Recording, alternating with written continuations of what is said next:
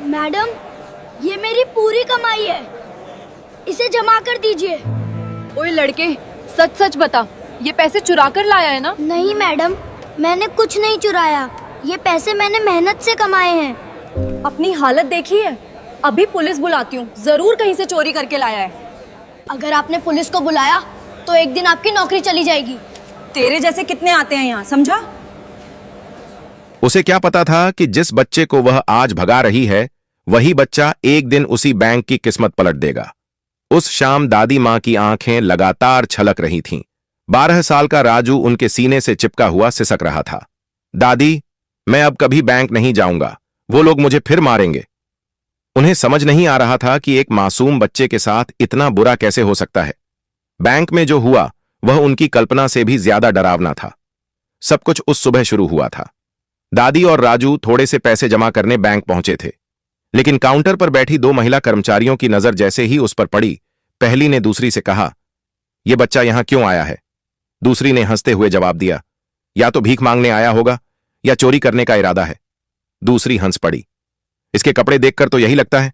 उन्हें क्या मालूम था कि जिस बच्चे का वे मजाक उड़ा रही हैं वही आगे चलकर उनके लिए सबसे बड़ा सबक बनेगा। राजू की आंखें भर आईं। दादी, ये लोग मुझसे नाराज क्यों हैं? मैंने तो कुछ किया ही नहीं।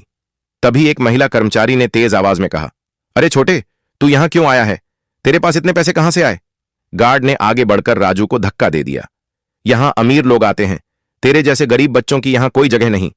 राजू गिरते गिरते बचा और जोर जोर से रोने लगा। पूरा बैंक यह सब देख रहा था, लेकिन अजीब बात यह थी, किसी ने कुछ नहीं कहा, किसी ने आवाज नहीं उठाई। राजू पीछे हट गया और दादी के पीछे छुप गया।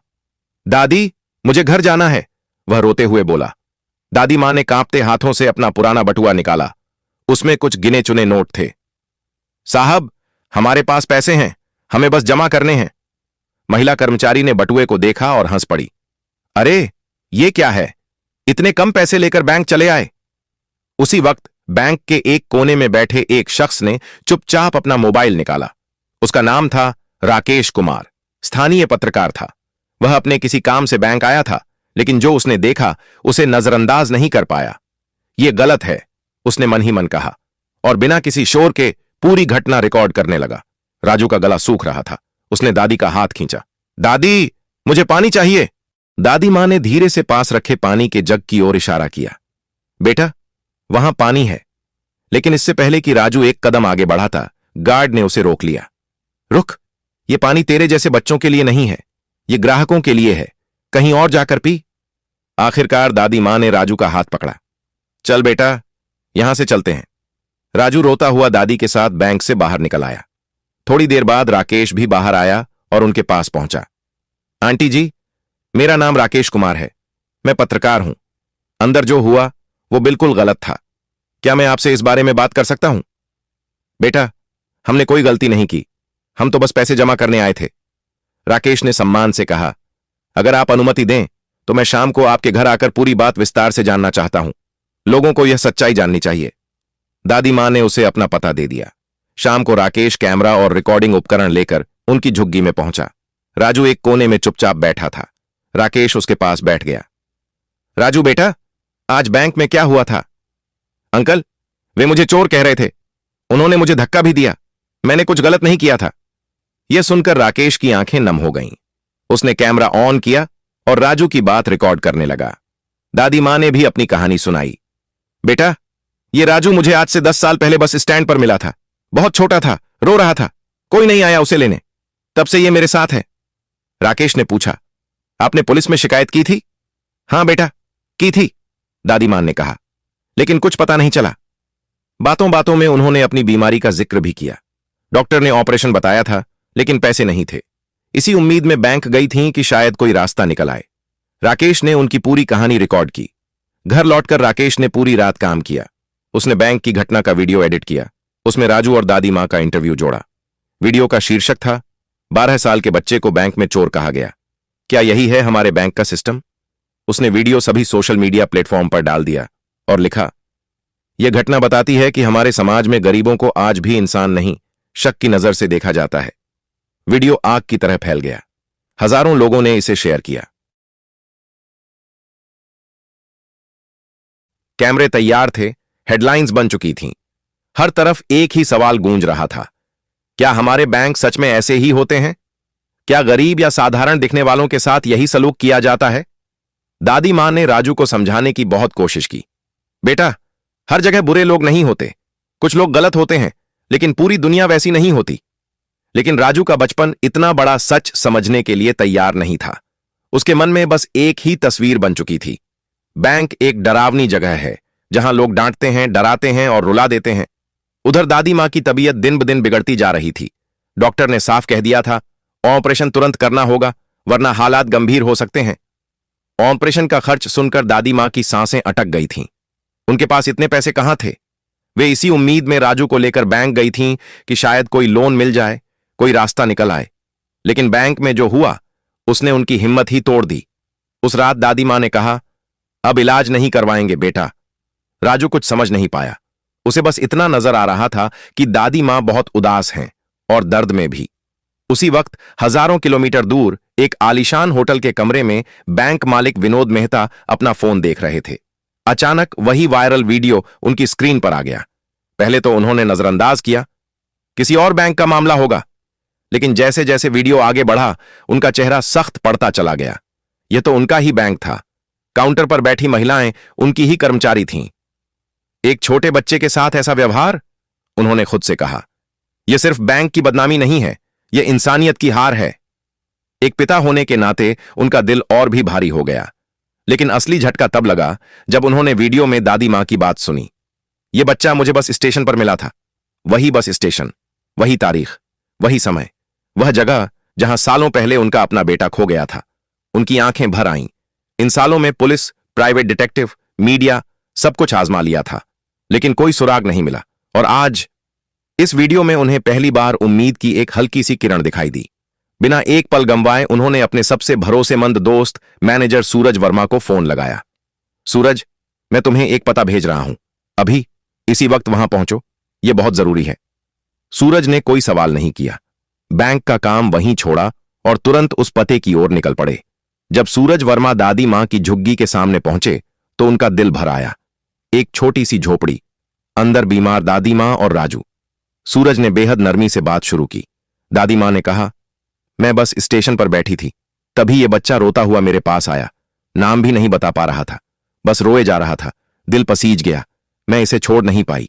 उन्होंने पुलिस में शिकायत भी की थी, लेकिन कोई नहीं आया। वक्त बीतता गया और अनजाने में ही राजू उनकी पूरी दुनिया बन गया। सारी बात सुनते ही सूरज वर्मा ने तुरंत विनोद मेहता को फोन किया। विनोद, हालात बहुत नाजुक हैं। दादी मां की तबीयत बेहद खराब है। एक पल की भी देरी जानलेवा हो सकती है। और हां, जो तारीख, समय और जगह तुमने बताई थी, सब कुछ बिल्कुल मेल खा रहा है। उस पल विनोद के दिल में उम्मीद की एक हल्की सी लौ जली, लेकिन उसी के साथ डर भी था, कहीं यह सिर्फ एक इत्तेफाक न हो। उन्होंने खुद को संभालते हुए कहा, कोई रिस्क नहीं लेंगे। दादी मां और बच्चे को शहर के सबसे अच्छे अस्पताल ले जाओ। इलाज में एक भी कमी नहीं होनी चाहिए। खर्च की फिक्र मत करना, सब मैं देखूंगा। सूरज ने बिना वक्त गंवाए एम्बुलेंस बुलाई। दादी मां और राजू को लेकर सीधे अस्पताल पहुंचे। उधर राजू, वह सब कुछ देख रहा था, लेकिन कुछ समझ नहीं पा रहा था। सूरज ने उसे पास बिठाया, सिर पर हाथ फेरा और कहा, डर मत बेटा, दादी मां ठीक हो जाएंगी। इसी बीच विनोद मेहता ने अपनी विदेश यात्रा अधूरी छोड़ दी थी।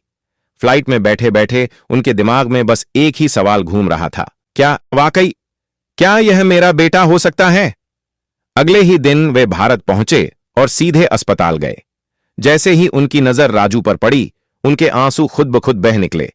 बच्चे के चेहरे में उन्हें अपनी पत्नी की झलक दिखी, वही आंखें, वही मासूमियत। दिल कह रहा था, यही है, लेकिन दिमाग सबूत मांग रहा था। उन्होंने डॉक्टर से कहा, मुझे डीएनए टेस्ट कराना है। डॉक्टर ने समझाया कि रिपोर्ट आने में कुछ दिन लगेंगे। विनोद ने कहा, मैं सालों से इंतजार कर रहा हूं, कुछ दिन और सही।